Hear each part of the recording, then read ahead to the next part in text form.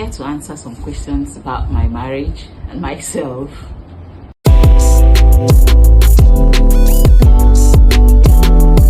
My name is Adobiudo Orano, and I am married to Solomon Chukudurem Orano. We live in Oka, Anambra State, Nigeria.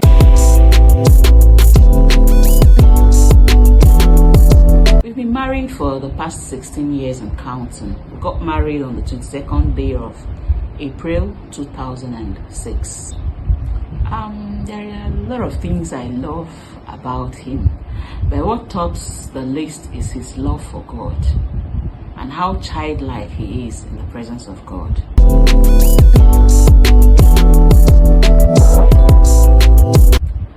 Okay, I met my husband in a wedding. It was my friend's wedding, and I was one of the bridesmaids, and he was the best man. And this was in September 2015. That was the first day I saw him. I set my eyes on him. Likewise him. We kicked it up from there, and then all this history.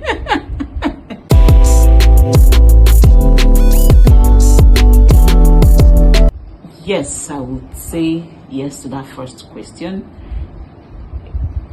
I don't know, I've never ever feel pressured, I'm always being myself. My marriage oozes positivity. We've been more like a power couple, I'll put it like that, yes, because I see it like a teamwork. We work together, and both of us are striving and putting in our best. This has made a great impact in our marriage to turn out positive.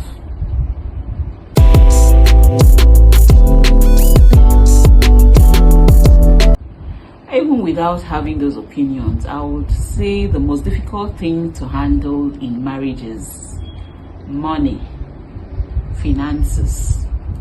Once you are both able to capture this, emphasis on capturing, once you're able to sit down, analyze your finances truthfully to each other, I think all other things would be put into place.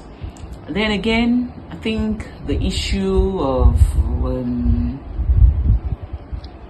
children, because as they come, they tend to put separation between you and your spouse. So you tend to choose, there won't be 100% attention given to each other because the children are there. But what tops the list here is money, finances.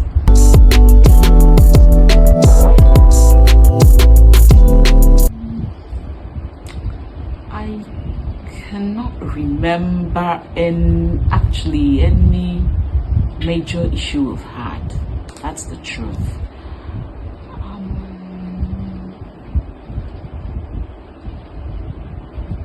In-laws, my husband have always stood his ground where his family is.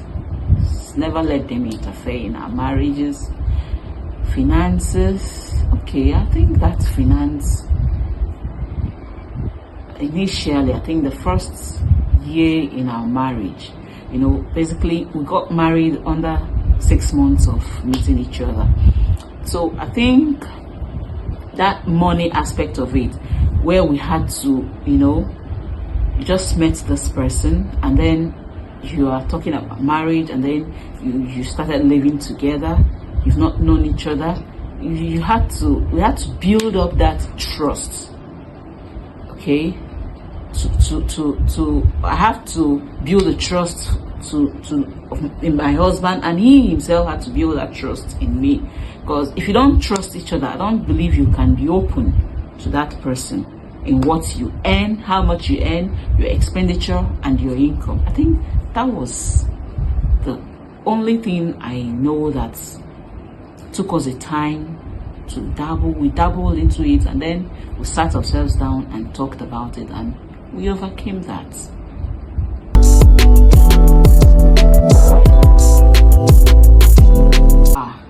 I think to maintain a happy marriage, you have to have 100% trust in your spouse, because without trust, anything can fly.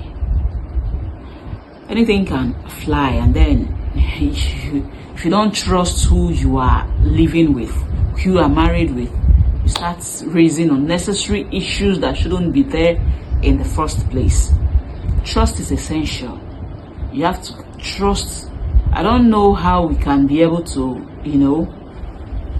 trust our nannies, or the people in the office, but the person you are doing this life with, you can't trust. But I don't see it feasible, So I say trust is a must for you to have a successful marriage.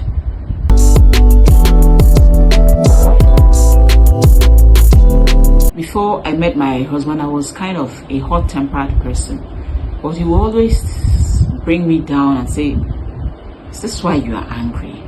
We should have talked it over." I've also learned in the process of giving birth, I've also learned patience. If you don't have patience as a good mother, emphasis on good mother. If you don't have patience, I don't think you can be able to haggle it out with your children, from pregnancy, birth, and then nurturing them.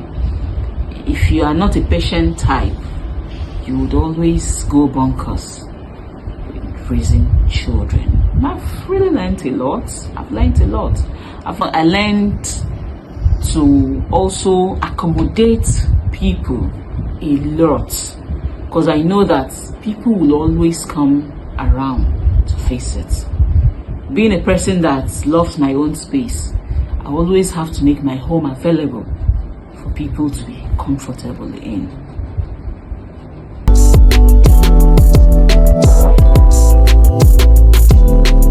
It has never been an issue. First, I understood that for me to be a good mother, good wife, I had to sacrifice a lot. So at the beginning of our marriage, I love schooling, I love education. But when I got married to my husband, I was still in school. And then I graduated, and then had to hold it on and give birth to my kids. And after that, I went back to school and got my master's degree. I will still be furthering that to get my doctorate. So I think the issue of careers have never been an issue, because I understand my part and he understood his own part.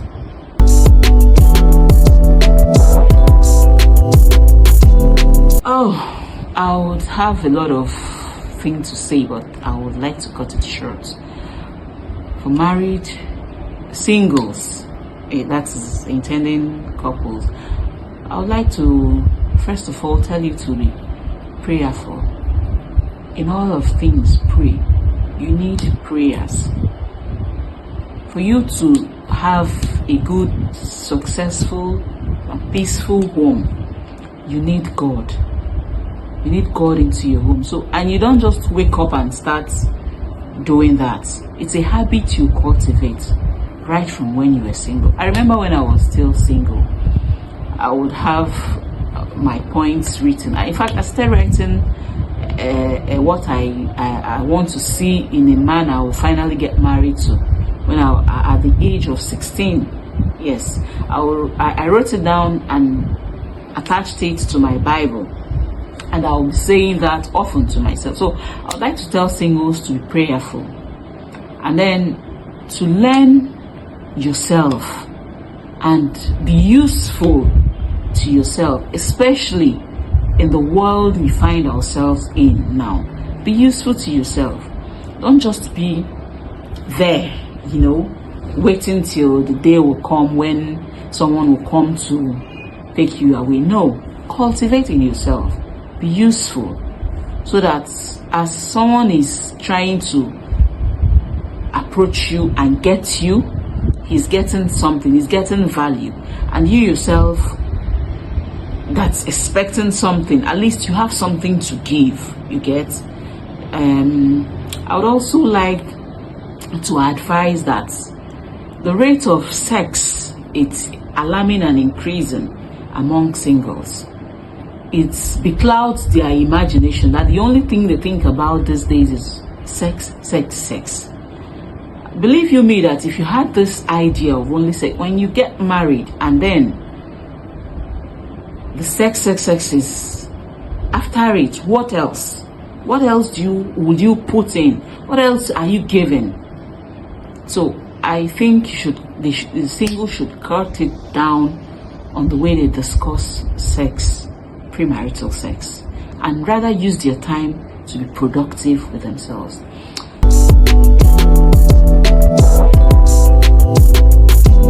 I would like to advise couples, first of all, is to communicate a lot. Communication is key. And then another thing is forgiveness.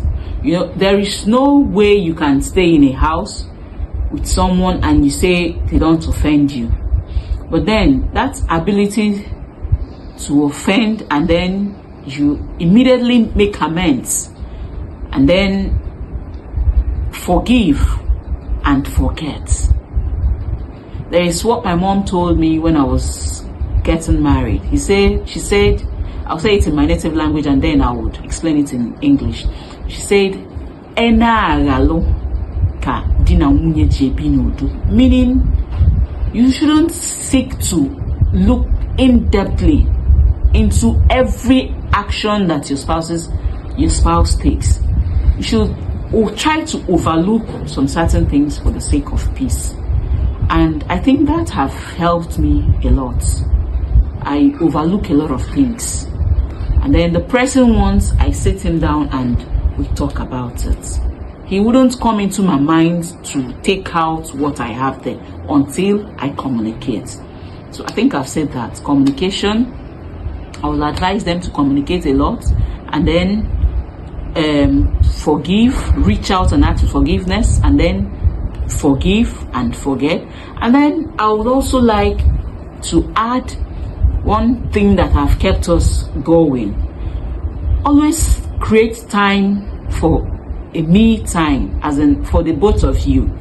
We still go on date nights. Yes, my husband. With that in those times, it's just the both of us.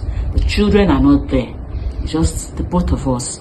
In those times we talk about ourselves. You know, we have that bonding.